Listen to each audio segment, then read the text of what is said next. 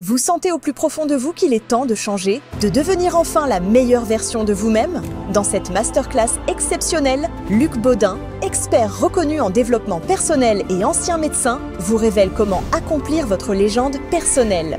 Découvrez les secrets de la force de la pensée, les clés pour élever votre niveau vibratoire et des techniques éprouvées pour transformer votre vie. Pour assister à la masterclass, cliquez sur le lien en haut à droite de l'écran ou en description de cette vidéo. Quand elle ouvrait la porte le soir à nos frères qui rentraient très tard, un jour, elle leur a dit « Mais qui est avec vous là derrière ?» Puis ils se retournent « Mais maman, il n'y a personne. » Et elle voyait un être comme ça, contre le mur, mais sans la tête.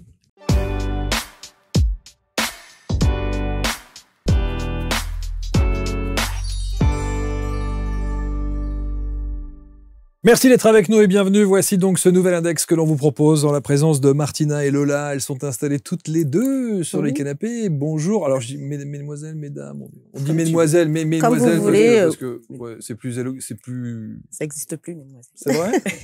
Bon. Oui. Bienvenue en tout cas toutes les deux. Merci à vous. Vous êtes sœurs? Oui, tout à fait. Hein, mettons les choses directement dans le contexte. Exactement. Et on va parler de votre expertise, de votre approche, de votre parcours de vie aussi, qui a été jonché. Alors d'abord, en préparant l'émission, j'ai lu une chose importante, c'est que votre maman vous a déjà plongé dans une dimension spirituelle, on va dire plus.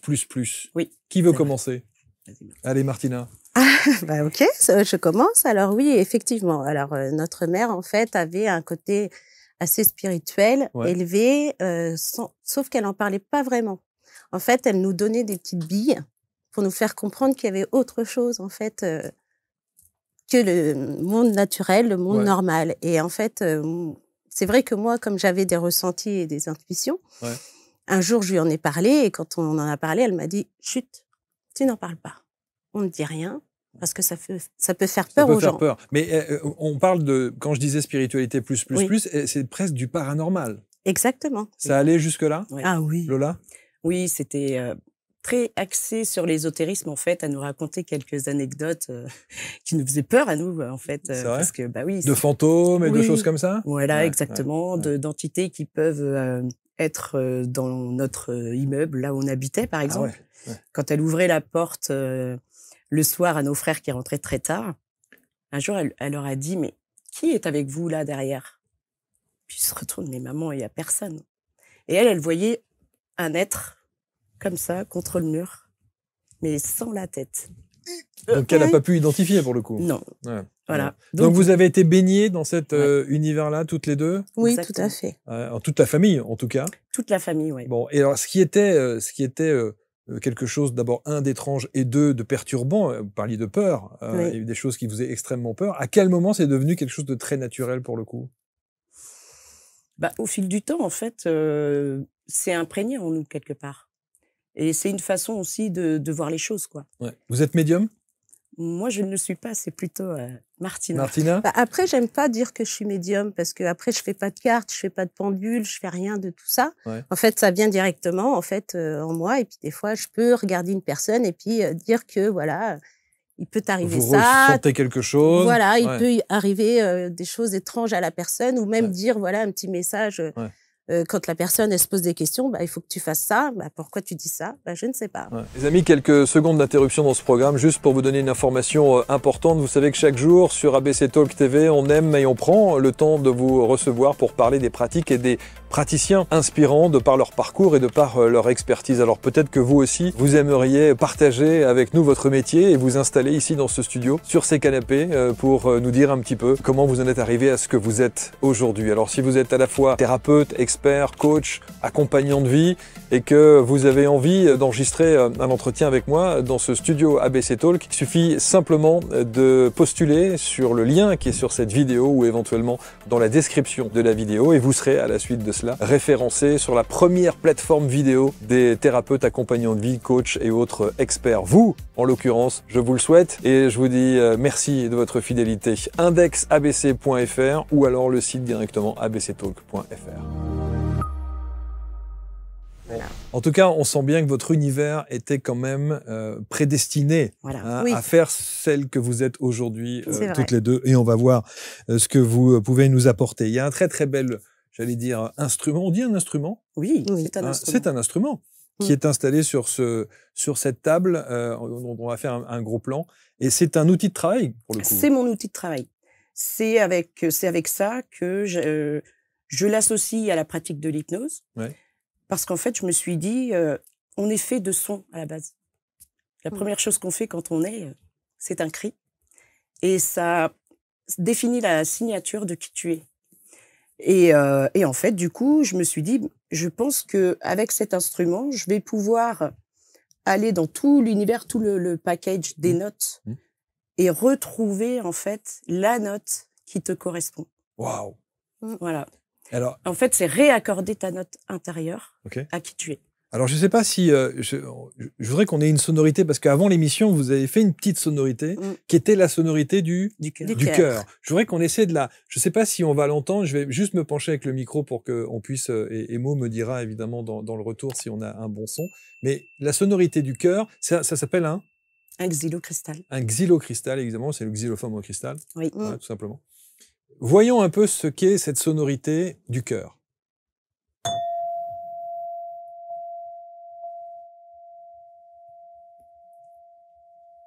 Est-ce qu'on connaît la fréquence qui vient d'être émise là ou pas? La fréquence vibratoire. La fréquence vibratoire. Bah, en fait, c'est un fa. C'est la note, le fa, et ça représente le cœur. Ça représente le cœur. Voilà. Alors, aujourd'hui, comment vous vous définissez? Vous êtes thérapeute? Je ne sais pas si on peut dire ça comme ça. En tout cas, c'est un accompagnement. Voilà, c'est l'accompagnement. À dimension thérapeutique. À dimension thérapeutique. Et donc, vous associez et le son et l'hypnose. Exactement. Et le chant. Et le chant. Et le chant. Le chant intuitif. Et le chant intuitif. Tout le côté sonore, en fait. Donc, c'est un triptyque entre l'hypnose, le chant et le son. Et le Exactement. son. Exactement. Donc déjà, vous allez être obligé de nous faire une petite démonstration. Oui, on s'en doutait. Parce que nous, on juge sur pièce. Donc, on a envie, évidemment, d'avoir un petit son et un petit chant. Ce qu'on peut faire, en fait, c'est se mettre justement dans le cœur et le chanter. Et le fait de le chanter, ça va nous centrer. Et comme ça, la discussion va être beaucoup plus fluide. Allez, on y va? Et c'est le son. Alors, qu'est-ce qu'il faut faire? Qu'est-ce qu'il faut qu'on fasse? Je vais faire le son et on va chanter ensemble yam, le son yam. Le son yam. Mais sur la note sur la tonalité du cœur. Ok. Je vous suis parce que je sais pas.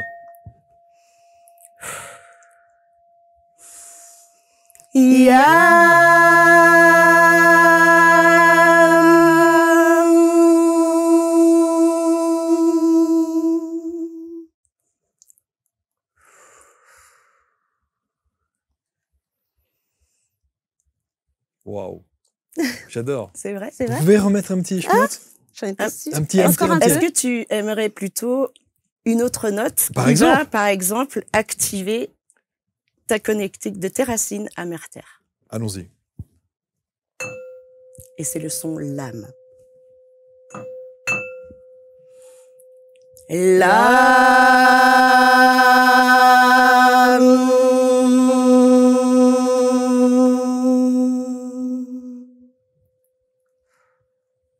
Est-ce que tu sens sous tes pieds? Vous sentez sous vos pieds? Alors, moins que le cœur. Moins que le cœur. Le cœur me parle plus. En tout cas, la sonorité de la note avec ce xylophone en cristal, là, le cœur, celle du cœur. Voilà. C'est parce que vous êtes dans le cœur, en fait. Évidemment, parce que je suis un grand cœur. Voilà. Exactement. Voilà. Comment, alors justement, expliquons, alors évidemment, il y a d'autres sonorités, d'autres instruments que vous utilisez. Comment vous est venue cette idée entre le chant, entre la sonorité et l'hypnose? C'est-à-dire, on commence par quoi? Un état hypnotique qui est ensuite accompagné avec le chant et ensuite avec la sonorité? Exactement. En fait, je vais mettre en état modifié de conscience les télépathes avec qui j'œuvre. Donc, je parle, mais j'utilise ceci pour la protection. C'est-à-dire qu'on ne va pas dans les terres non protégées. Et dans un premier temps, j'utilise le cristal pour créer la protection. Et ensuite, j'active mes propres sons intuitifs pour qu'elles puissent voyager en toute sécurité dans leur bulle et atteindre des sphères assez élevées qui sont les leurs. Voilà. Mais ça veut dire que, quand je disais tout à l'heure, il y a un ordre chronologique? Oui. On commence par l'hypnose? On commence par l'hypnose, par l'état modifié de conscience. Et plus, en fait, dans l'induction, Lola nous invite à nous détendre, plus elle va nous inviter à nous détendre et ensuite, elle va faire le son pour que nous, on puisse en plus s'élever. Donc, plus on est en fait dans la connexion du son et plus les vibrations montent et plus là, on commence à aller dans l'éther. Et quand on est en état modifié de conscience, et ben, finalement, on atteint des paliers qui sont en dehors de la matrice et qui fait que finalement, on arrive après à atteindre des sphères assez élevées en vibration. Mais ça veut dire que l'état hypnotique et l'état modifié de conscience, avant la sonorité, se fait sans support. Si, moi j'utilise quand même... Il y a toujours un peu la musique? Oui, parce que pour moi, c'est un gage de protection. On ne se rend pas compte, mais en fait, les fréquences vibratoires des sons créent en fait une espèce de chape, une énorme protection. D'ailleurs, j'ai fait plusieurs recherches là-dessus avant de l'essayer. Et je demande toujours aux télépathes qu'est-ce que ça leur a procuré en fait en eux. Qu'est-ce qu'ils ont pu voir de par le son? Qu'est-ce que ça a créé en fait dans leur cœur, quoi. Donc oui, je l'utilise dès le départ parce que l'enracinement, il faut que les filles soient enracinées aussi. Ouais, c'est ça, ouais. Donc je pars de là pour arriver ici. Et là, c'est qu'on est haut. Cette sonorité-là est belle. Est-ce que ça vous a fait frissonner le corps? Mais c'était ça. Voilà. On prend d'un coup là. Ouais. C'est bizarre parce que encore une fois, bien sûr que tout est vibration, mais il y a quand même, c'est incroyable de voir quelle sonorité nous parle plus qu'une autre. Oui, c'est vrai. Alors sur les autres, je peux te faire toute la gamme. Allons-y, si tu veux. On verra, si vous voulez, on verra ce qui se passe. Ouais.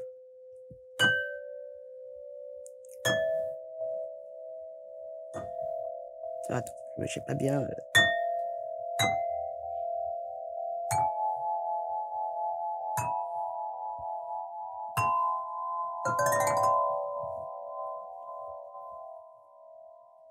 C'est vraiment agréable. Ah ouais, c'est génial. Hein. C'est vraiment très très agréable. Et je suis assez stupéfait de la durée de la note. Et même parfois, la durée de la note, par exemple le cœur, il y a des fois où elle reste. On se dit, mais il y a un truc qui se passe là. Et du coup, on cherche et on trouve pourquoi la note, elle fait telle vibration et pourquoi elle dure, cette note, en fait. Souvent, c'est parce que la personne en face a besoin de se recentrer dans le cœur. Et c'est le cœur qui lui dit, là, recentre-toi. Entends cette vibration, cette onde qui continue, réaligne et réharmonise la personne. On fait des harmonisations de l'être avec ça aussi. Ça veut dire quoi? Donc réharmoniser, c'est quoi? Un réalignement? Le corps. Ouais. Et en fait, c'est rigolo parce que là, avec le son qu'on a eu, vous avez ressenti en plus... Alors, il faut savoir que des fois, quand on a des clients, la note, elle est fausse. Ah bon? Ah oui, quand on tape dans le cœur, comme on disait tout à l'heure, des fois, ça reste et des fois, ça fait... Et là, on se dit, ah, il y a un petit problème pour la personne là. Waouh! Donc, ça veut dire que plus la vibration, la note est longue plus elle est sur la durée, donc elle est bonne. Voilà. Et donc, ça veut dire que la personne est... Et plutôt alignée avec soi, avec ses chakras, tout va bien. Remettez-moi le cœur. Ça a bien marché tout à l'heure. Ça a bien marché tout à l'heure, de toute façon. Bah oui.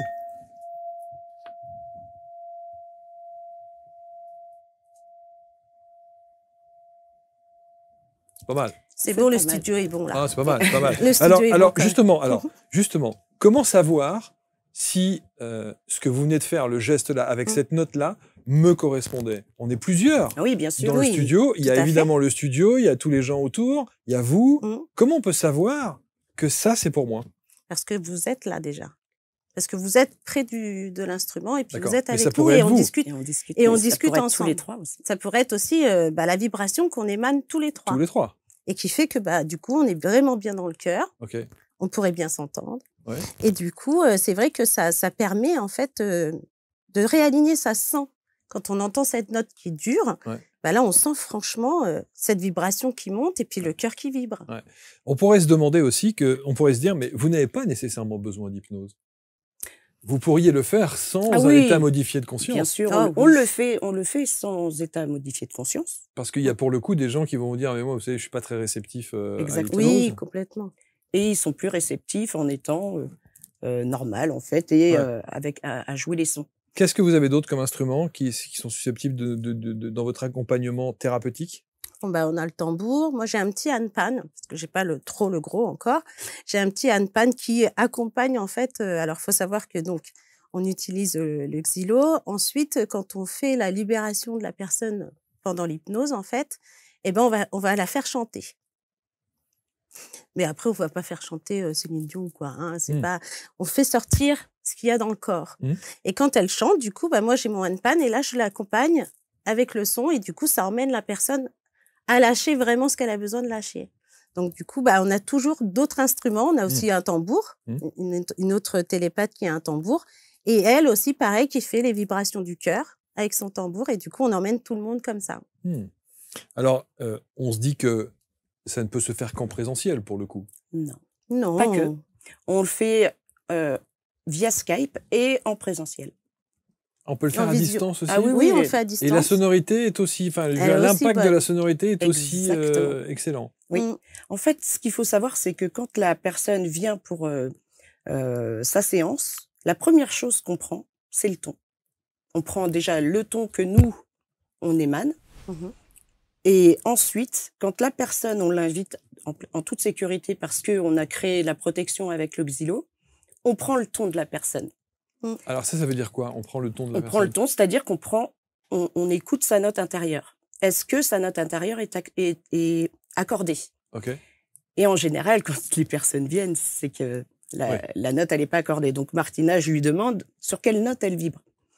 Écoute, ça fait un ré ou un mi, ça bouge, bon bah ok, on a compris. Et ça on l'entend exactement en ayant tapé sur un seul des tubes du xylo. En fait, sans avoir tapé sur le xylo, quand la personne se présente, les télépathes sondent la note en conscience modifiée de la personne. Et la personne, si la note elle est fixe, bah ça va. C'est que le problème n'est pas là. C'est qu'il n'y a pas de problème, mais la note, elle fait un ré, elle fait un mi, elle bouge. Je note les accords et je réfère. Par exemple, si elle vibre sur cette note qui est un ré, je lui demande, regarde son chakra sacré. Regarde son plexus solaire.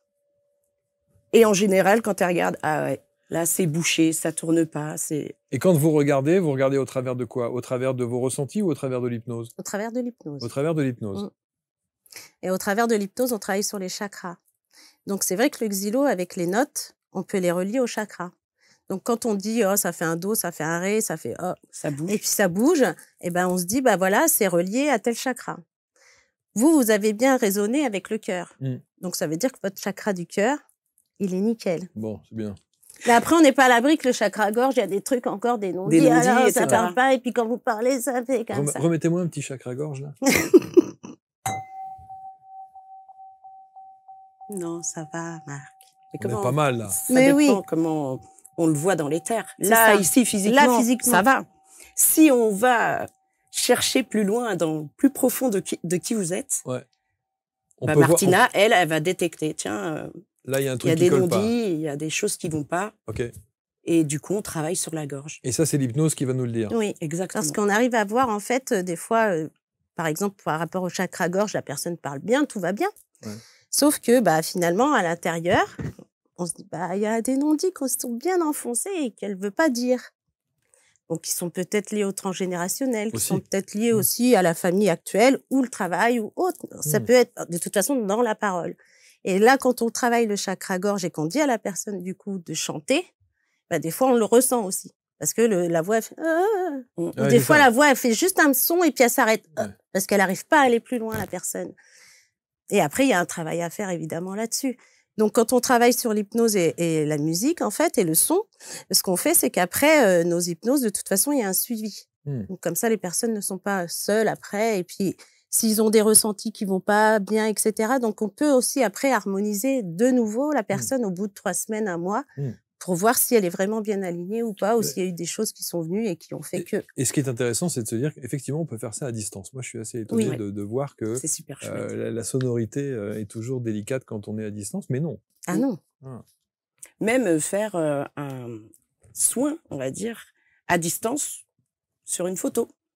Je prends la photo, je la regarde et j'envoie les sons sur la photo. Alors, une fois, je l'ai fait à ma belle-maman. Et donc, elle était à 30 km de chez moi. Je lui ai fait les sons. Je suis arrivée chez elle. Elle m'a dit, à un moment donné, elle était assise comme ça et elle entend un son dans ses oreilles. Ah! C'était moi, j'étais en train de faire le soin, en fait. Et comme elle est ultra sensible, elle l'a entendu. Donc, c'est dingue, en fait, parce que de l'un à l'autre... La vibration était là. Enfin, la vibration sonore est arrivée jusqu'à elle. C'est ça. Ouais. C'est un outil vraiment ultra puissant. C'est vraiment, pour moi, quelque chose de magique, presque. Qu'est-ce que ça a révélé chez vous? Beaucoup de choses. Ça révèle beaucoup de choses parce que déjà, quand on est dans la musique, bon, déjà Lola était dans la musique, moi pas trop, enfin au début si, mais après quand on est dans la musique, on aime écouter de la musique dans sa voiture, qu'on chante, etc. On a déjà ce côté où on a cette vibration en nous de joie, en fait, que la musique nous met en joie. Et c'est vrai que la musique... Ou pas. Après, ça dépend de la musique. Moi, il y a des musiques, moi, je vous assure. Ah oui, qui vous font pleurer. Il y a des musiques, non mais bien sûr, qui font mal. Ah oui, c'est sûr. Parce que peut-être que ça... extrêmement douloureuse. Mais pourquoi, que je justement? ne peux pas. Mais oui, je sais bien. Parce que peut-être que ça rappelle des choses en vous, lointaines, ou, comme on disait, transgénérationnelles ou autres, qui fait que pourquoi elle est dure, cette chanson, et puis écoutez les paroles et écoutez de voir si ça vous rappelle quelque chose en particulier. Ce qui est assez étrange, c'est qu'en général, ces chansons-là, ces musiques-là ne me rappellent pas de situations particulières, mais pourtant la mélodie de cette chanson m'impacte au point que je dois couper. Ah oui. Parce que l'émotion est trop intense.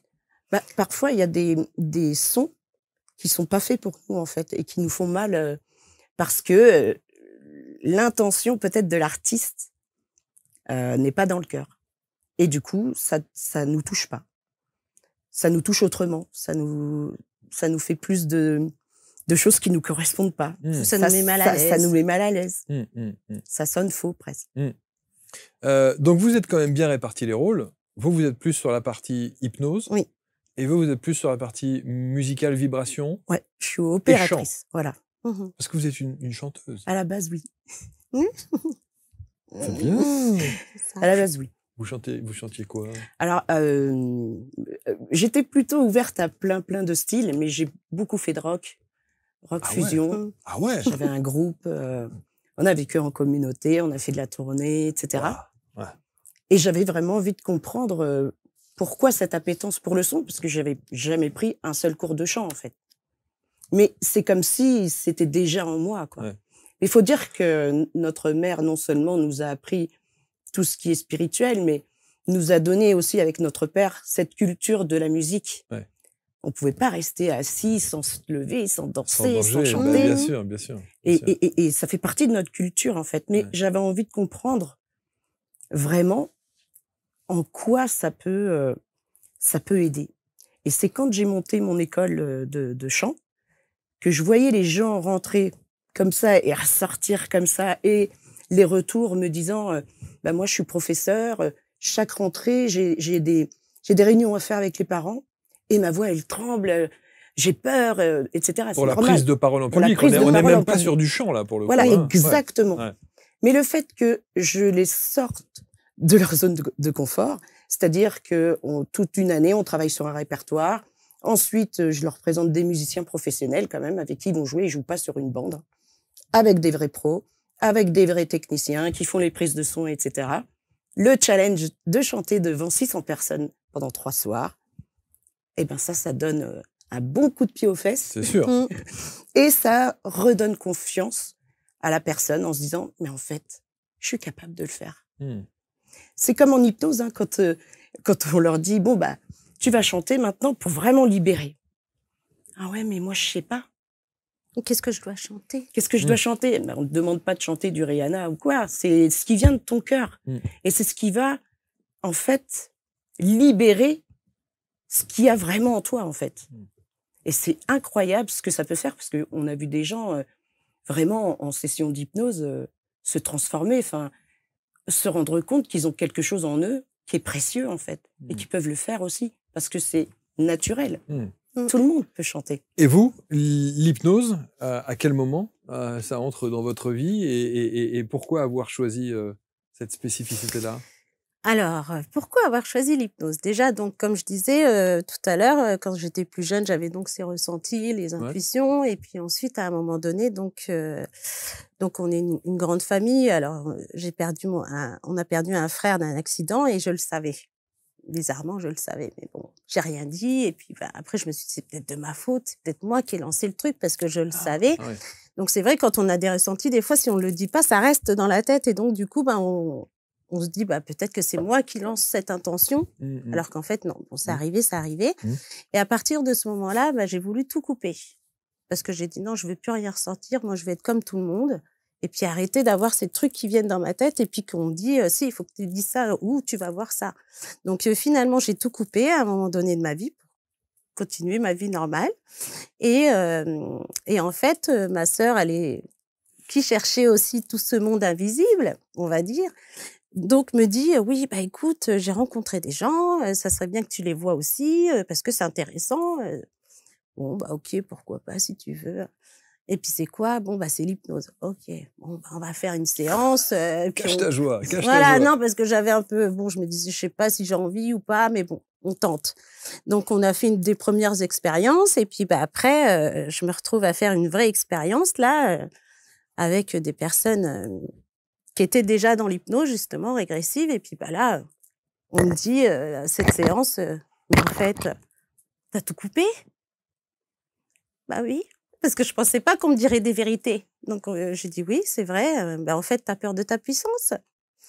Non, c'est pas ça. C'est que j'avais juste peur de dire aux gens ce qui se passe. Donc, on finit par me dire, alors vas-y, maintenant, si t'as besoin, fais-le. Donc, en hypnose, j'ai tout réouvert. Et là, ça s'est réouvert comme une boîte de Pandore. Et je me suis retrouvée, mais super contente, en fait, de faire ça.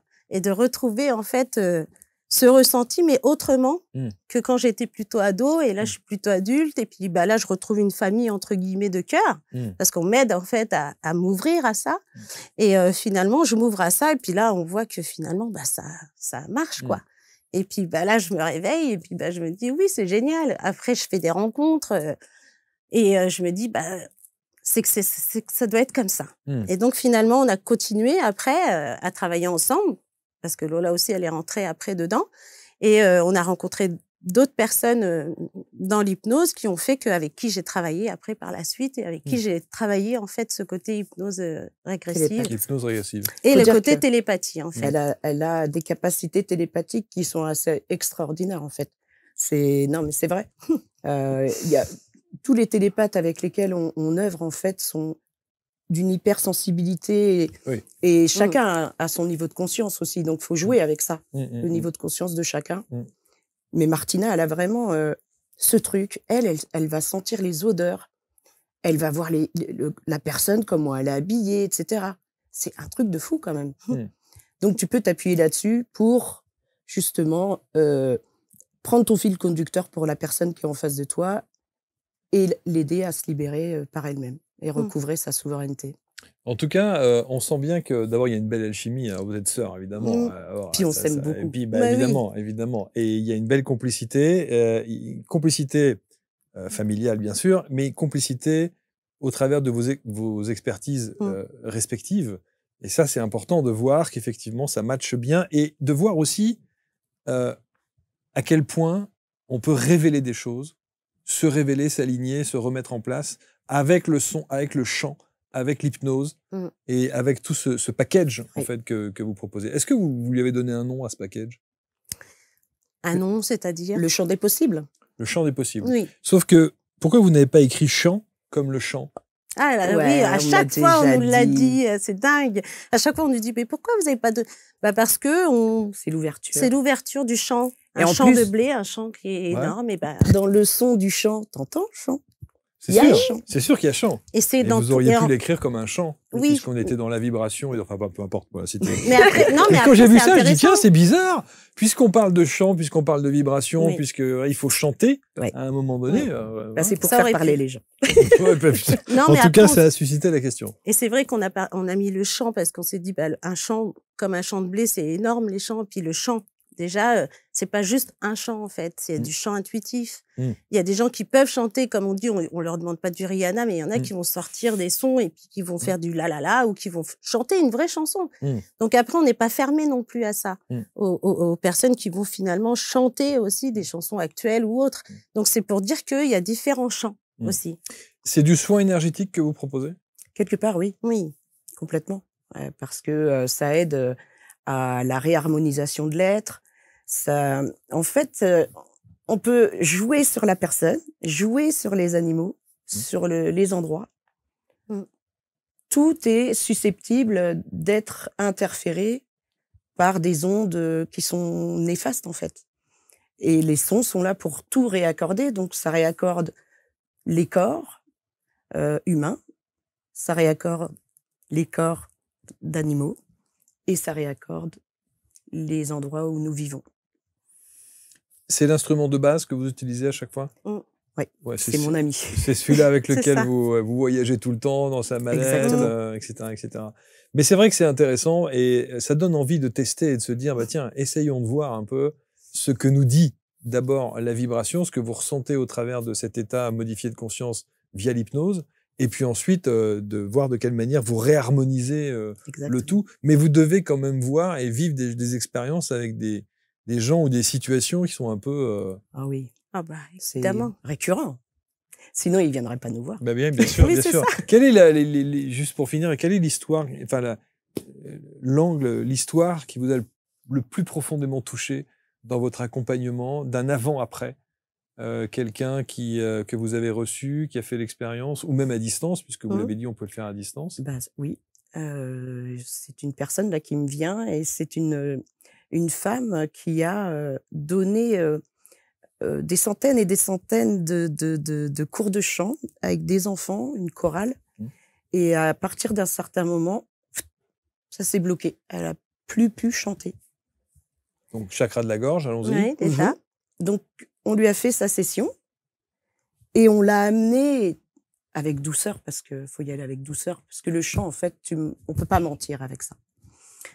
On l'a amené avec douceur à lâcher vraiment ce qui l'impactait, ce qui l'empêchait d'être qui elle était à la base, en fait. C'était incroyable. Quand elle a chanté au niveau de la gorge, qu'elle a libéré sa gorge, elle s'est mise à pleurer et elle s'est dit « Aïe, enfin, je retrouve ma voix. » Parce qu'on le ressent, en fait. Quand on libère ce chakra-là, on le ressent en nous. Il y a un truc qui s'est passé, une espèce de déclic. Et souvent, je pense à cette dame et je me dis, c'est chouette parce que maintenant, elle se remet à chanter. Mais surtout qu'en plus, c'est juste son outil de travail, quand même. Exactement. En plus, quand même. Exactement. Donc j'ai trouvé ça magnifique. Et c'est vraiment un beau retour des choses, de ce qu'on met en place et qui fait que c'est un bon outil. Bon, en tout cas, on peut vous consulter à distance. Exact. Si on part avec des a priori en disant « mais moi, je suis pas hypnotisable », c'est pas grave, on peut le faire quand même. Bah oui, parce que la personne ne part pas en hypnose. Pas toujours. En fait, pas toujours. Surtout, après, quand la personne part, c'est quand elle a fait l'expérience plusieurs fois, parce qu'on fait aussi des ateliers, des formations. Et donc, ce qu'on fait, c'est qu'on a des télépathes. Donc moi, Lola est opératrice, et puis c'est plutôt moi qui pars pour voir en fait ce qui se passe chez la personne. Voilà. Donc, c'est vous qui faites le voyage pour aller dans la tête des gens. Exactement. Où il doit se passer des tas de choses. Oui, des fois, elle souffre. J'imagine. Oui, ça Quand peut. c'est des histoires lourdes, par exemple, d'agression sexuelle ou autre, c'est compliqué. à sa tête, je le sais. À sa tête, je sais que ça va pas. Donc, elle remonte ses fréquences, puis elle monte d'un palier. Elle se déconnecte de toute émotion pour pouvoir retransmettre ce qui se passe. Oui, parce que c'est vrai qu'après, il y a différentes histoires. Oui, chacun a son sac. Et finalement, oui, ce qui me perturbe le plus, c'est les agressions sexuelles, les violences conjugales, enfin, la pédophilie, etc. Et ça m'attend tout de suite. Et puis, même si la personne ne l'a pas dit. Oui, bien sûr, vous le ressentez tout de suite. Et on le ressent tout de suite. Et là, on est obligé de le dire pour que ça sorte. C'est ce que j'allais vous demander. est-ce qu'on est obligé de le dire? Parce que si la personne ne vous le dit pas, par définition, c'est peut-être aussi Eh ben, on prend des gants et puis on le dit. En fait, moi, j'arrive à le dire à Lola en fait d'une façon pour qu'elle puisse ensuite en parler avec la personne. C'est ça. Avec toute le tact. La délicatesse de dire, bon, bah, alors on voit qu'il y a quelque chose qui s'est passé à tel endroit ou telle personne. Est-ce que vous vous rappelez? Non, pas trop. Bon, on finit par le dire et là, la personne, paf, ah si, ça y est, je me rappelle. En fait, ce qu'on demande à la base, moi, ce que je demande à la base en tant qu'opératrice, c'est une liste de points de ce qui ne va pas, de ce qui l'impacte dans son présent. Les télépathes n'ont pas accès à la boîte mail, donc ne savent absolument pas de quoi il en retourne. Et donc, dans les points, bah, évidemment, les gens, ils vont pas absolument tout dire. En plus, sur une première, on enlève le gros rocher, hein, donc c'est pas en une seule fois que ça y est, tout est réglé. On est d'accord? Et donc, dans les points, s'il y a la phrase, voilà, j'ai eu des agressions, etc., que Martina le sent sans qu'on lui ait rien dit, bon, bah, il s'est passé ça, est-ce que je peux lui dire? Elle, déjà, en amont, elle se demande, alors, est-ce que je peux lui dire? Donc, on a nos petits trucs à nous, et là, je lui dis, tu peux y aller. Et là, elle sort le truc, oui, et là, ça sort. Parfois, les gens ne le disent pas, parce que peut-être qu'ils ne s'en souviennent pas. C'est vrai aussi. Aussi. Il peut y avoir une amnésie Exactement. Et ça, c'est déjà traumatique. Ah oui, c'est déjà arrivé. Donc après, c'est vrai que c'est compliqué quand on le dit, que la personne dit bah, « je ne me rappelle pas ». Bah, après, on peut donner après le décor, c'est-à-dire est-ce qu'il y a une soirée, est-ce que ça s'est passé à tel endroit, etc. Et là, ça fait, en fait, c'est le puzzle. Et on donne les clés et puis ensuite, les personnes se disent « ah oui, en fait, c'est vrai, je me rappelle de ça, mais je ne savais pas que… ».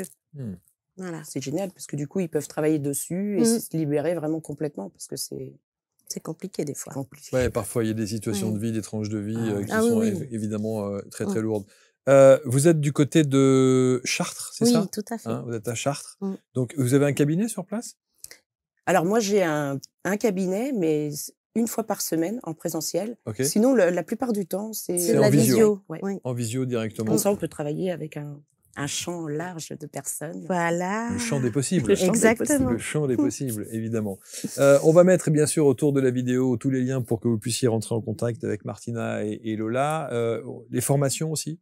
Les formations, les ateliers qu'on propose. Alors, en immersion? Oui, voilà, exactement.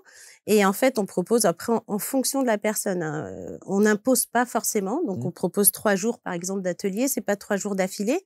On va proposer une journée. Ensuite, la personne, le temps qu'elle prenne sur elle, etc., qu'elle intègre consciemment. Et ensuite, on renouvelle au fur et à mesure les autres jours d'atelier, comme les formations. On va s'y mettre normalement à partir de septembre. À partir de septembre. Voilà. Très bien. Et pour se former à l'utilisation des instruments? C'est pour se former à la télépathie. Surtout. L'initiation à la télépathie, voire percevoir par soi-même.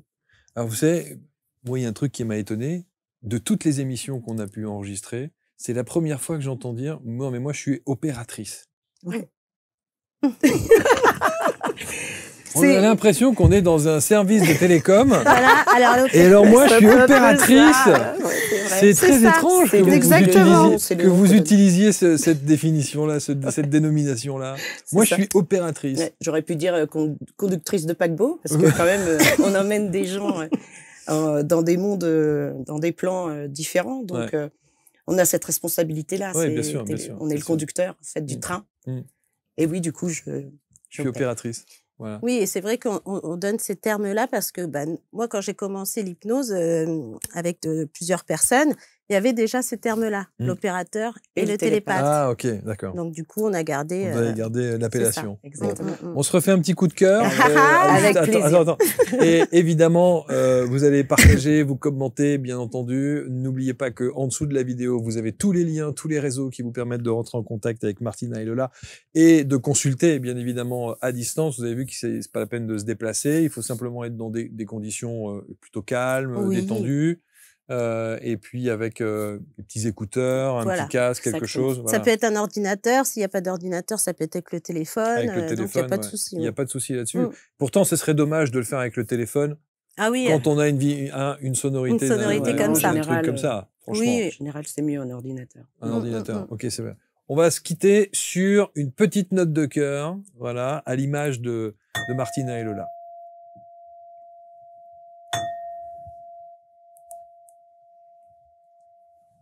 Merci à vous en tout cas. Merci Marc. Merci infiniment. C'était un vrai beaucoup. plaisir de vous accueillir, de vous recevoir. Ça s'est bien passé. Ah, super. Bon, ben voilà. Ouais, très très bien. Non, je t'ai plus. On se retrouve très vite pour un prochain Portrait Index. Salut à tous.